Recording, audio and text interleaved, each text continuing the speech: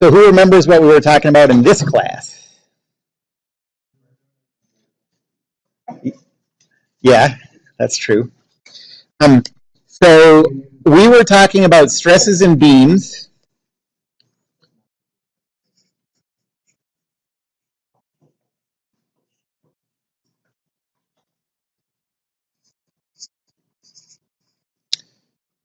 And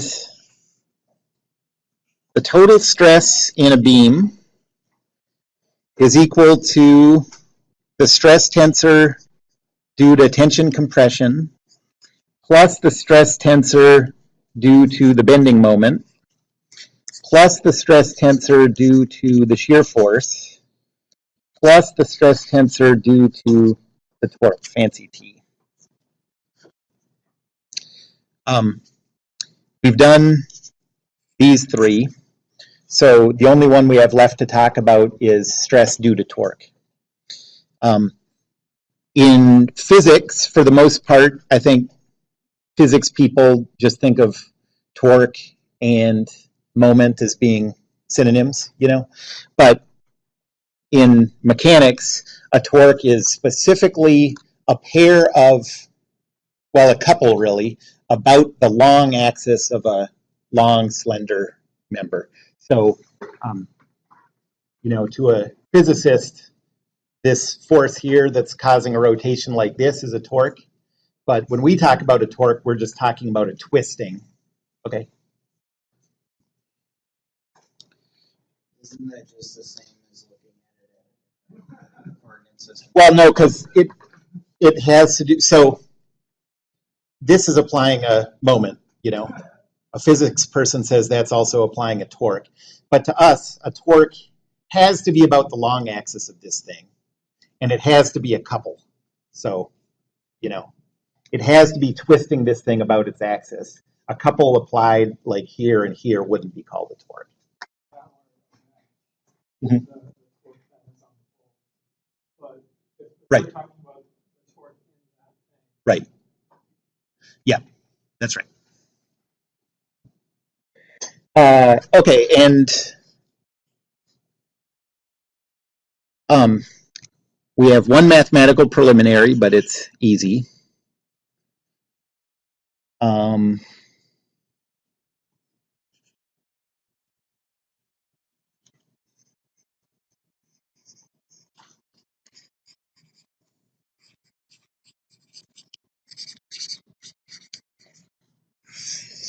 It's called the polar moment of inertia.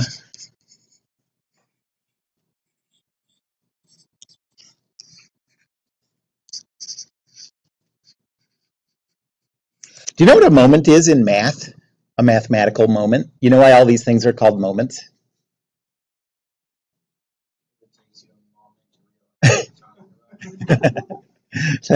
That's a better one, but that's not why. So I don't know. I'll write it over here. So a moment is like if you have some function and you're multiplying it by x and integrating it with respect to x. That's called the first moment of f. This is called the second moment of f, and so on, you know. And so all these things that are called moments have that very common name because they're defined by an integral relationship like this.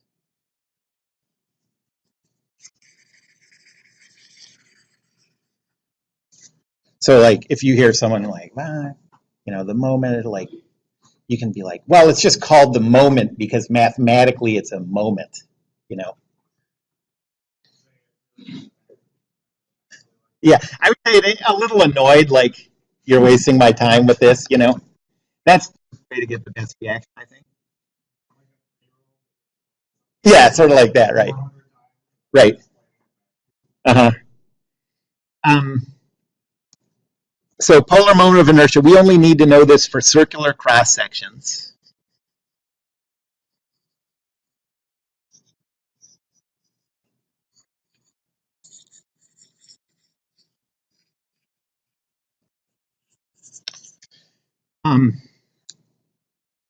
So first, for solid circular cross sections, I sub p is equal to pi times the radius to the fourth over 2.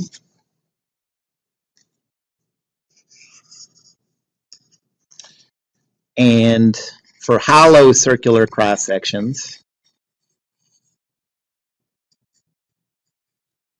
I sub p is equal to pi over 2 times the quantity outer radius to the fourth minus inner radius to the fourth.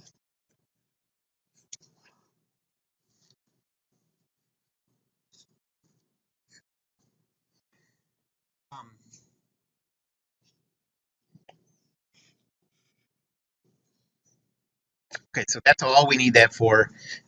So now we have to think about the restrictions. So what cross-sectional shapes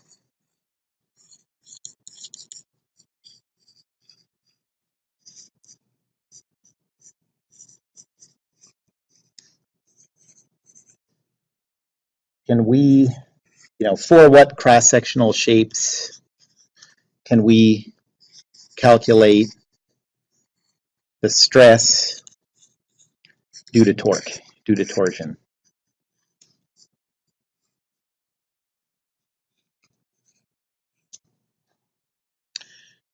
And there are only two options in this case. The first one is circular cross sections.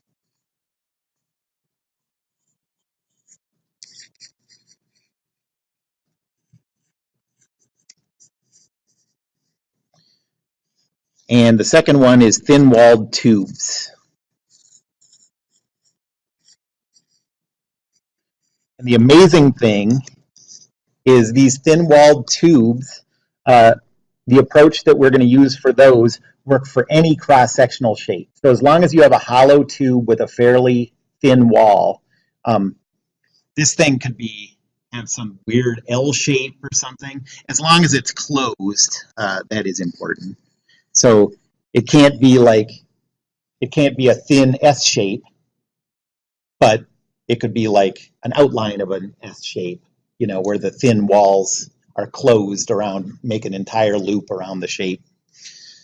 But this is for any shape. And we can't do this very often, but here are the two things that we can calculate. So we can calculate it for circular cross sections.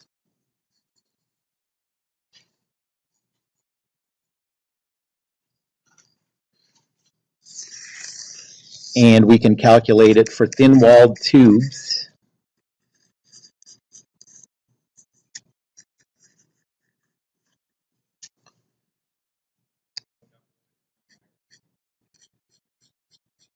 As long as there's only one circular Venn diagram. But what we have here that we don't usually have is an overlap in our two approaches. So we can actually, well, what's the overlap? Yeah, thin-walled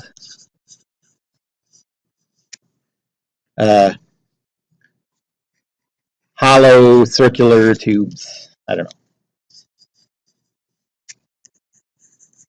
And so we can actually, so if we do a problem with a thin-walled circular cross-section, we can do the calculation this way and that way and compare the answers, and you can sort of get a sense of like how thin you need the walls to be for that thin-walled approximation to work. So that's interesting. Most of the time when we have different approaches for doing things, one approach does these kind of things, one does these kind. We don't have these overlap cases very often. So when you do, you like it because you can compare the results, Okay, so first I'm going to start with circular cross sections.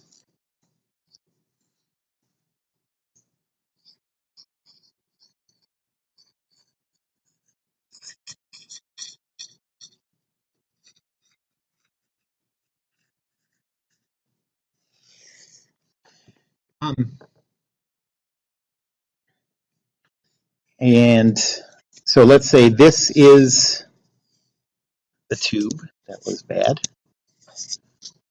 I'm doing this all like three-dimensional like.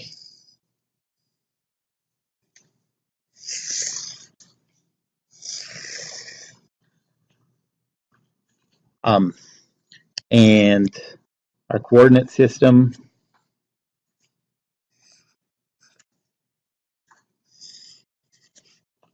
has x pointing this way, y pointing up, z sort of out towards us. And let's imagine a case where we have a positive bending moment.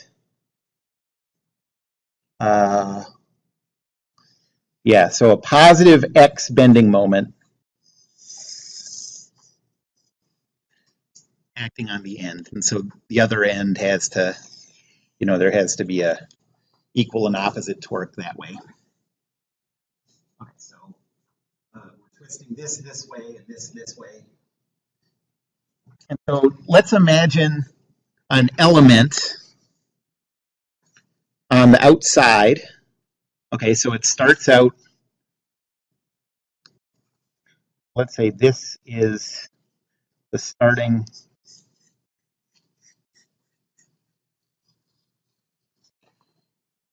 like reference line. And we start with a shape like this. You'd really want it to be infinitesimal, but we'll just imagine it being small, finite.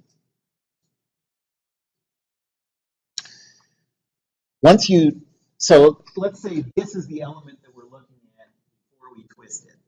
Now, when we apply these moments, this material deforms a little bit. Okay, let's say this end stays where it was. What happens over here? Well, what happens to this line? Think about that. So this line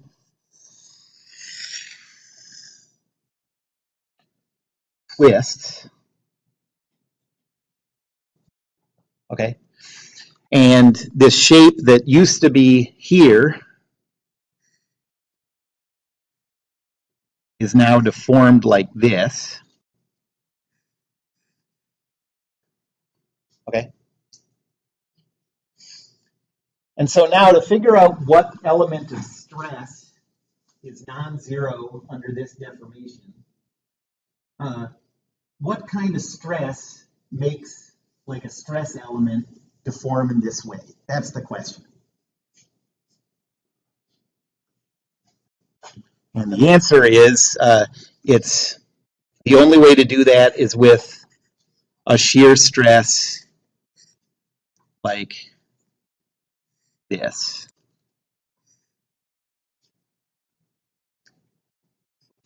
Okay, so we start out with a shape like this. We go to a shape like this.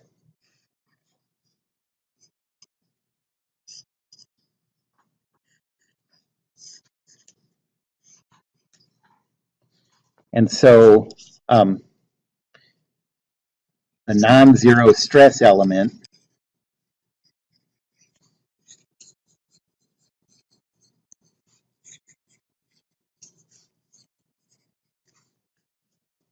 is tau xy. Okay, because the coordinate system is like this. Bless you.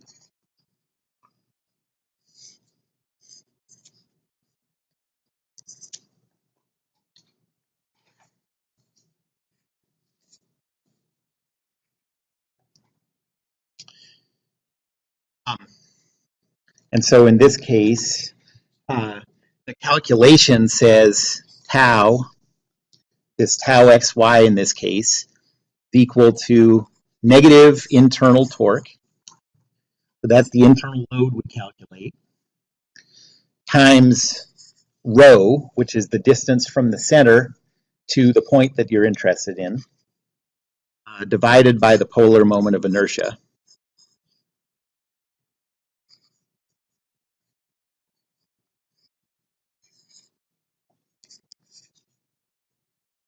So where rho is the distance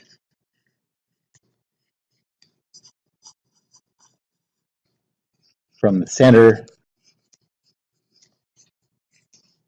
to the point of interest.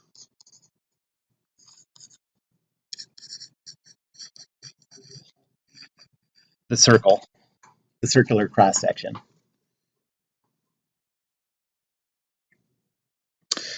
Okay, so I just wrote this as tau.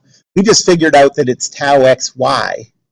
I didn't write it as tau xy because now think about what would happen if, if this was the only place that we ever cared about is stress, then I could write that as tau xy.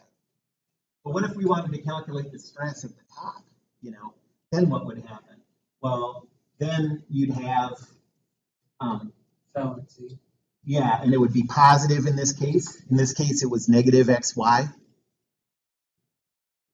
Because, you could draw it out and see how that works. So, how this shear stress is distributed across the different elements changes depending on where that is. So how are we going to deal with that? Well, we're going to, so it's not always an XY stress, but we're going to do this calculation, start by doing this calculation in a rotated coordinate system. So we'll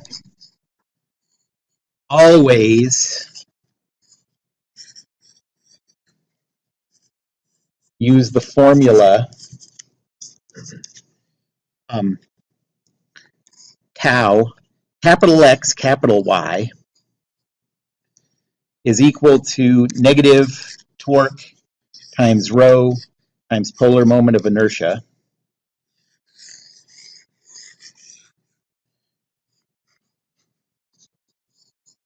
for a temporary coordinate system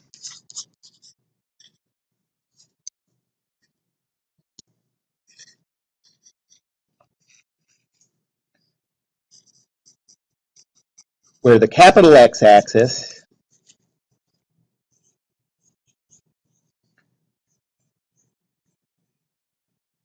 points from the center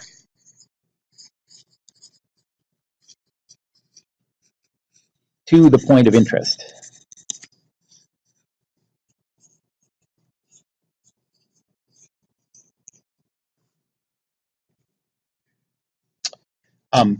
Then we'll use a rotation matrix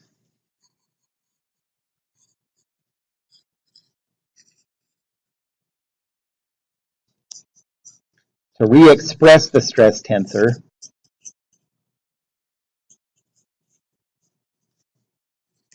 in the lowercase xyz coordinate system. So this temporary coordinate system is the capital X, capital Y, capital Z. And why do we need to do that at all? Like why don't we just give our answer in that temporary coordinate system? Well, if all you care about is the stress due to torque, then that's fine. You can use whatever coordinate system you want. But if this torque is just one of the internal loads and you're trying to come up with a total stress tensor, you need to be in the same coordinate system to add your tensors together. And so we'll change it into this usual coordinate system, the lowercase coordinate system, so that we can then add that to the shear stresses due to shear force. And so let me do an example.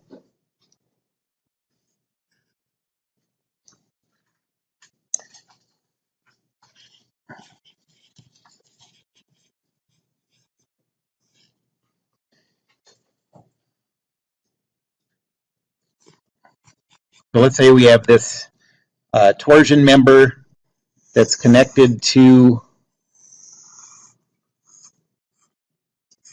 the wall, and there's something twisting it this way at 5,000 Newton meters, and then at the end, there's something twisting it the other way at 2,000 Newton meters. I'll give some lengths. So let's say this is 0.2 meters, this is 0.2 meters. And then where we want to calculate the stress, let's calculate it in this section towards the end. And on a cross section,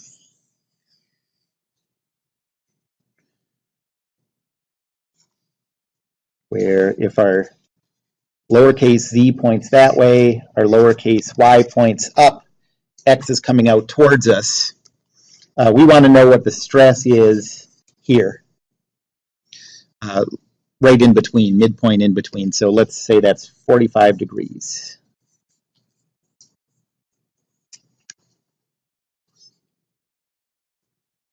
Okay, so we want to calculate the stress halfway between the middle and the end, and at this point, 45 degrees above the z-axis. We need the radius.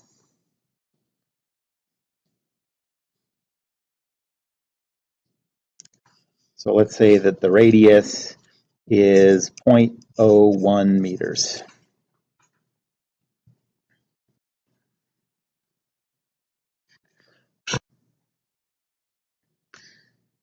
Okay, so the first thing we have to do is calculate the internal torque. Solid.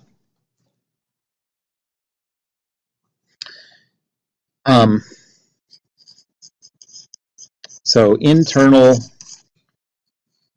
torque at that desired location.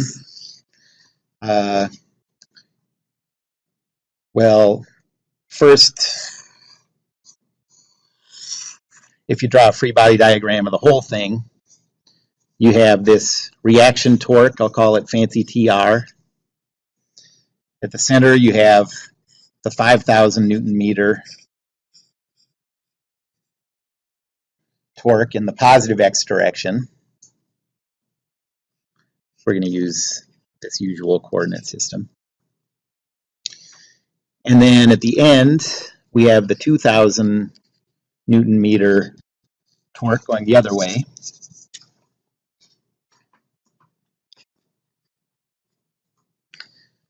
And so the moment equation says, the one about the x-axis says TR plus 5,000 minus 2,000 equals 0. So TR is equal to negative 3,000.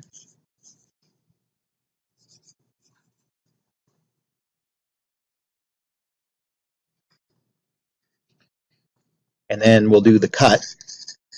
I'm just going to do the cut where we know we want to do this calculation.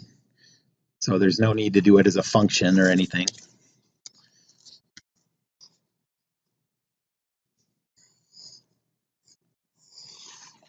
Well, we just calculated that TR is in the negative x direction with a magnitude of 3,000.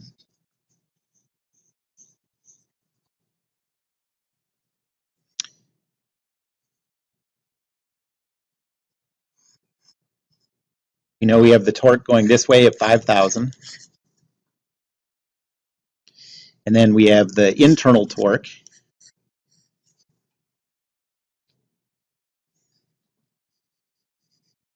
So the moment equation for the x-axis says negative 3,000 plus 5,000 plus t is equal to 0. So t is equal to negative 2,000.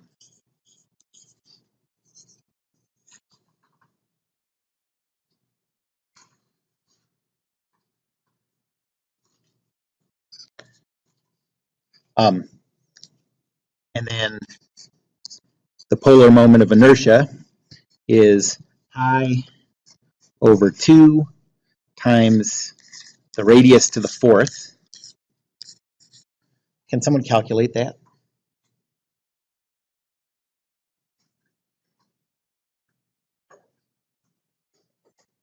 You know, I always have like all the numbers written here, but then for some reason I always use different numbers.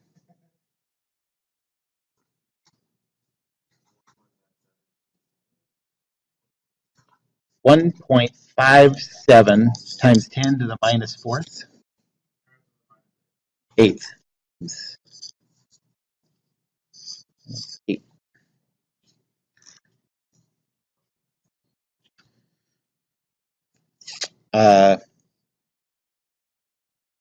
Okay, and that's meters to the 4th. And so now in our, I'll draw the cross section. The point that we're interested in is right here. And so our temporary coordinate system is x that way. Not x, this is z. This is y.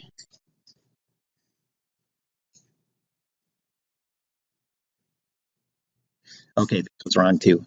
So for the temporary coordinate system, we want to use one where the z-axis, the capital Z-axis, points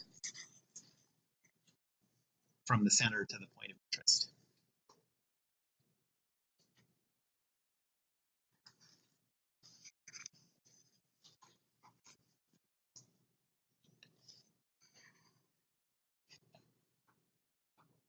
Okay, everyone with me on that?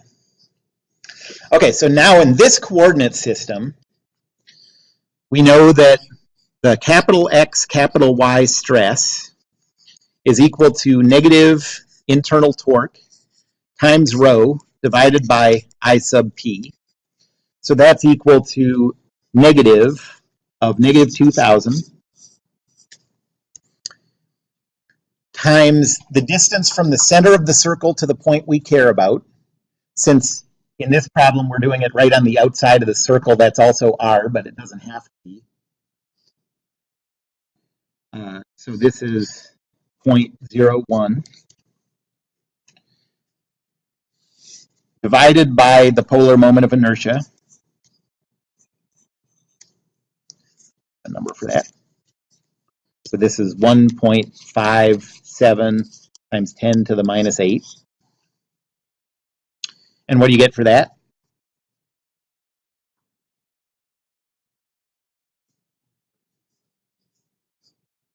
.27 times 10 to the 9th. Wow, that's a lot. That thing's going to break. Pascals. Okay, so in our temporary coordinate system, the one we don't want to give our final answer in, we know that the stress tensor, I'll write it as stress tensor x, y, z, capital, is equal to 0, 1.27 times 10 to the 9, 0, symmetry, and then everything else zeros.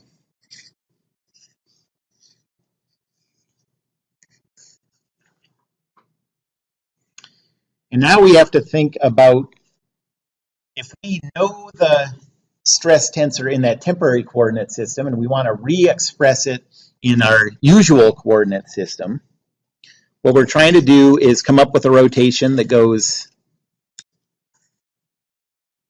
from this, where this is the z-axis, this is the y-axis,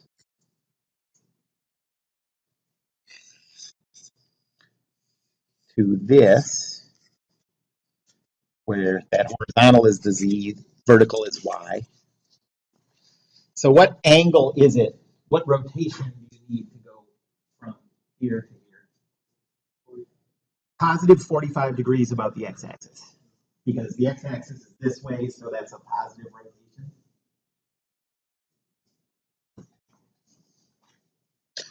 So 45 degrees positive about the x-axis.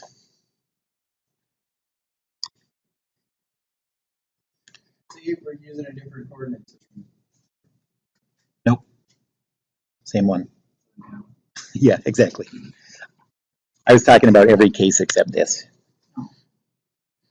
So the total stress tensor then is equal to, so 45 degrees about the x-axis. We have 1, 0, 0, 0.7071, 0.7071, negative 0.7071, positive, times the stress tensor that we just came up with,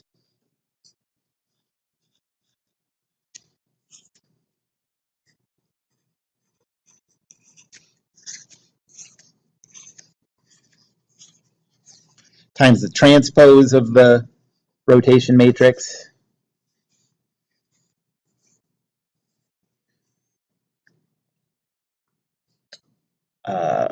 So that is, let's just switch places.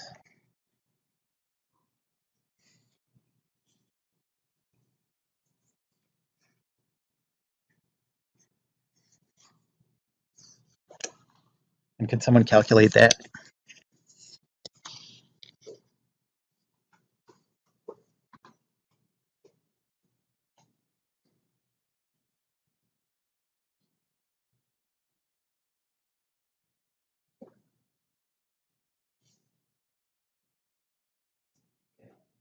So it's 0. Mhm.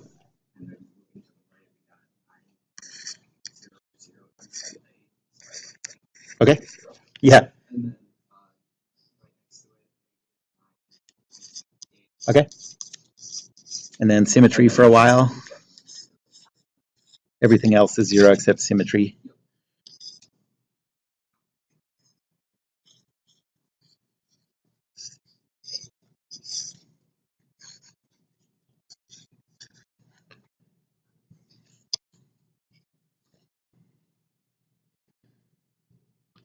Now that we've re-expressed that stress tensor in our usual coordinate system, now if that beam also had shear forces on it, we could add these stress tensors together to get the total. If all it had on it was tension and bending moments, we really wouldn't have to, might as well just convert it back to the usual coordinate system, but you wouldn't really have to because those only act in the x direction, which isn't changed under this rotation.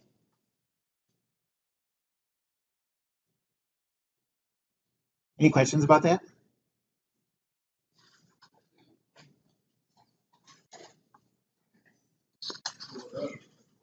What? Is it, say again? Well, in this case it is because the only internal load we had was torque.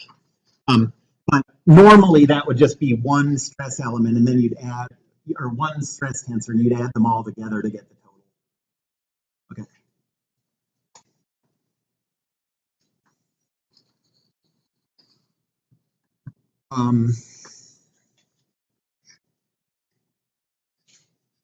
Okay, so what if you had, this shape and you wanted to calculate the stress tensor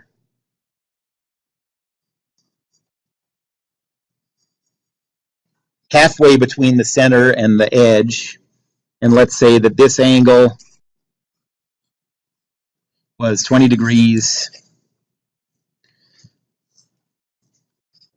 and let's say that the radius of this circle is 0.05 meters. So you'd calculate your stress in your capital coordinate system is negative torque times rho divided by I sub p. So first, what would that rho be in this case? Yeah, 0. Well, 0.025. Just, you know, if this is halfway out to the edge. Oh, okay. So is everyone with me on that? Right. Yep. And what does this say the stress due to torque is at the center of the circle? 0. Yep.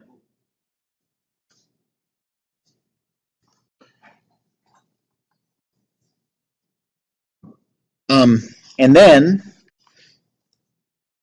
the coordinate system that we're starting with is oriented with the z-axis, the capital Z-axis that way, and the y-axis this way.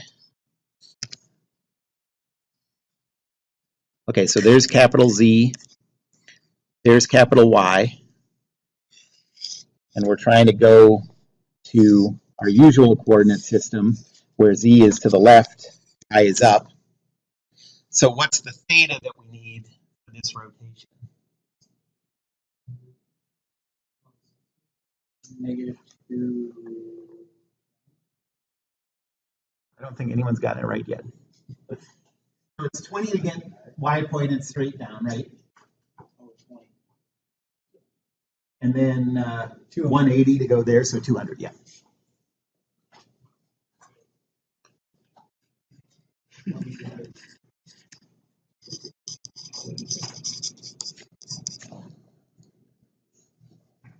But I do these wrong sometimes too, so, but because that looks right, doesn't it?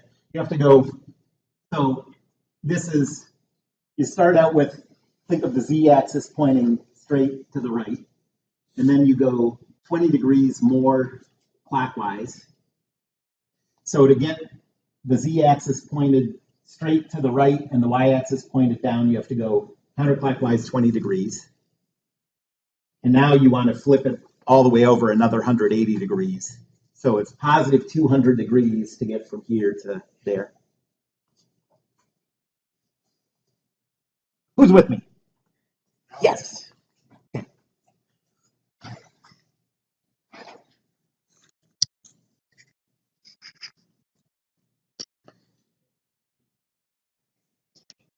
Okay, so now let's do thin-walled tubes.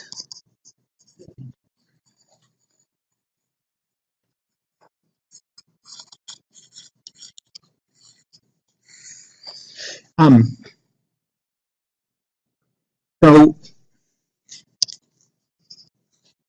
I think a good way to think of it is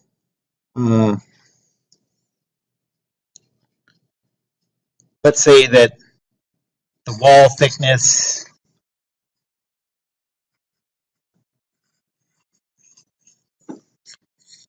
is less than, say, 10% of the longest length dimension.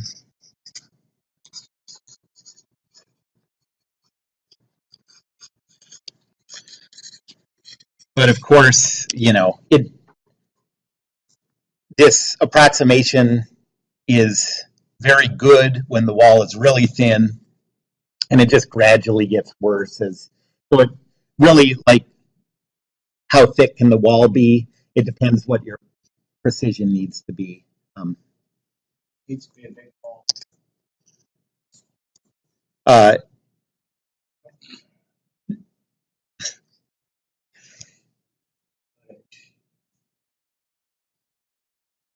so we can do all these different shapes. We can do a hollow circle. We can do, you know, I said it can be any shape, but you can even have different wall thicknesses in the shape. I don't think, I'm sort of exaggerating the wall thickness here. Our approximation wouldn't be very good for walls this thick, but notice that in the second one, we have a thicker wall down here, and we still can use this approximation.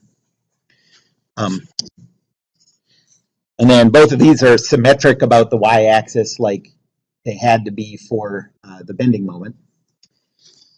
But that doesn't have to be the case either.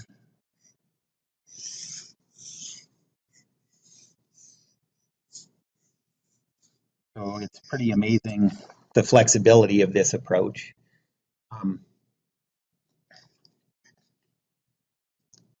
But it must be a closed cross section.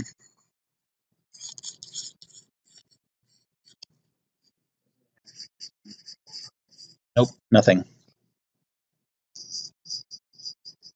So you can't do this with like an I-beam.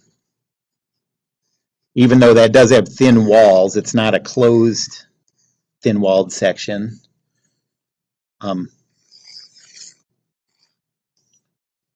Or even a shape that's, you know, almost closed. Like that. That doesn't work either.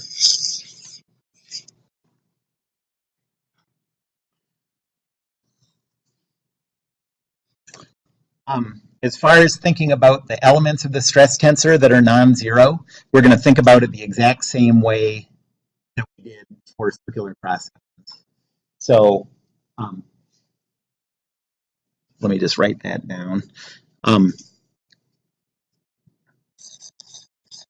So we'll use the x, y, z to lowercase x, y, z approach exactly the same way that we did for circular.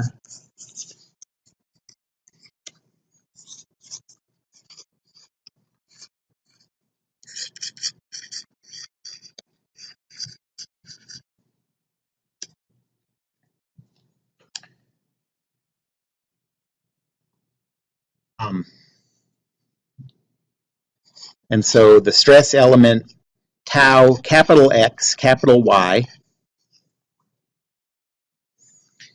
is equal to negative internal torque divided by 2 times lowercase t. I'll tell you what all this stuff means. Times a sub m.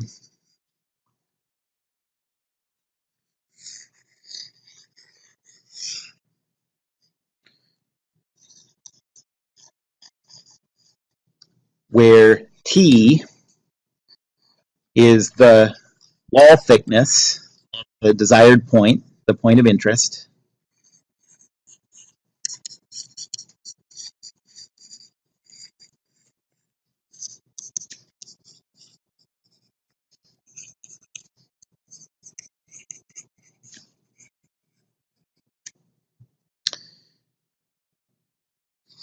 And a sub m is the area inside the wall's median. Okay, so what's the wall's median? So if you have a shape like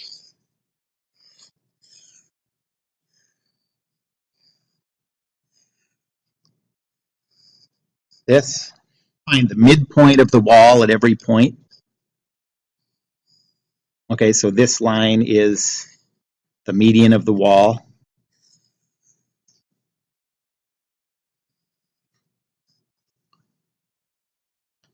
And then a sub m is just the area inside that.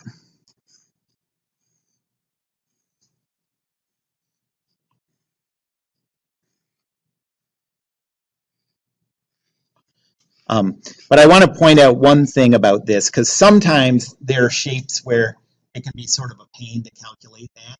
With a rectangular shape, it's easy, you know. But if it's hard to calculate that median shape, then remember that the wall is thin, right? So any rough approximation you do of the area inside that median will be fine. Like if it's easier to calculate the area inside the whole shape and then subtract the area inside the, you know, the area of the emptiness, just do and average those two. That works fine, because there really is not, as these walls get thinner, there's less and less difference between the area inside the whole shape and the median area and the area of the empty part, you know. So don't worry about that too much. I think there might be, I think there's a homework problem coming up where it's like, it's really a pain to calculate that median. And I think I have a solution posted and it looks like it takes forever, but just don't worry about that. Like, It'll be over. I mean, just skip it, skip all that. You know what I mean? Don't worry like calculating these complicated median areas is going to be like an important thing on tests or anything. I don't care about that. It's just geometry, you know. Get your intern to do that. So we'll have to do this. Yeah, exactly. Do we have an intern? What? We have an intern? You do. You will. Oh. I think. I have faith in you.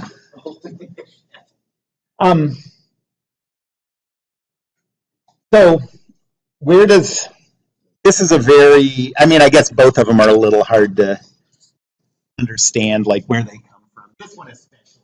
Like where does this stuff come from? How do you get this area of the median? It turns out, I mean, I worked through that proof, but I couldn't do it on my own right now. But you make these assumptions, and the main assumption that you make is that the wall is thin enough that the shear stress is the same all the way through the wall. Like notice there's no row or anything to make distinctions between the different points in the wall. And then you go through this calculation, you calculate what the stress would have to be, and you get all these terms, and some of those terms just happen to pull out as like, I'll be damned, that comes out as the area of the median. It didn't start that way, it's just a bunch of stuff that got lumped together that way in the end. So it doesn't really have like a physical importance, you know. Is there an equation that we could take the m sub or a sub m and make an integral from the inside diameter of the thin wall to the outside diameter of the thin wall to find the best approximation for the shear stress? I don't think you need to do. I mean, just calculate with. You're just talking about a way to get the exact, like a formula for the median area, probably. But I would say don't worry about it. You know. So is this area like an infinitesimally thin line in this very, very thin? Well, yeah, I mean, these walls aren't always infinitesimally thin. That's sort of like approximation gets better as they get thinner and thinner. But in a real application, you'll say, okay, this wall is 5 millimeters thick here and 7 millimeters thick here, or whatever, and you'll actually use those physical values, you know. Any other questions? Okay. See you Wednesday.